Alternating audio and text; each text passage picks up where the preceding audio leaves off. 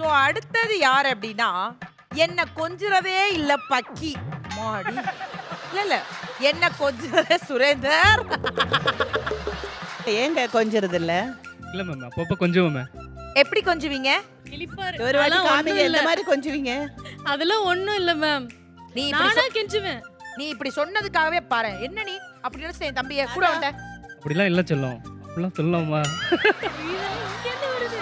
அவர் தனியா இருக்கும் போதே கொஞ்ச மாட்டாரு. இங்க இவ்ளோ பேர் இருக்கும்போது அவர் கொஞ்சம் ஃப்ராங்க்லி என்னோட ஹஸ்பண்ட் ரொம்ப கம்மியாக தான் பேசுவாங்க. எனக்கு தெரிஞ்ச 33 வருஷம் ஆக போகுது கல்யாணம் ஆகி.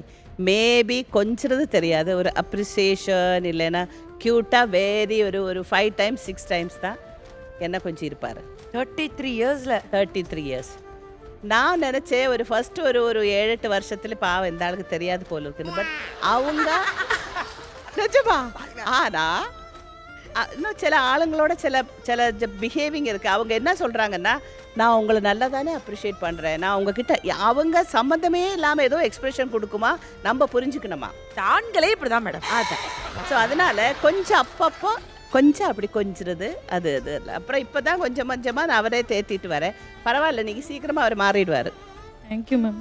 அதாவது பஞ்சாயத்துன்னு வந்து அதை முடிக்காம இருக்க மாட்டோம். ஒரு ஐ லவ் யூ சொல்லி முடிச்சு வைடா.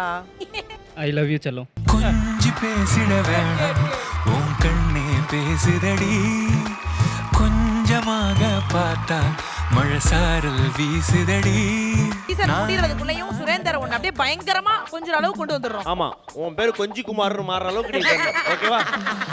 ஓகே.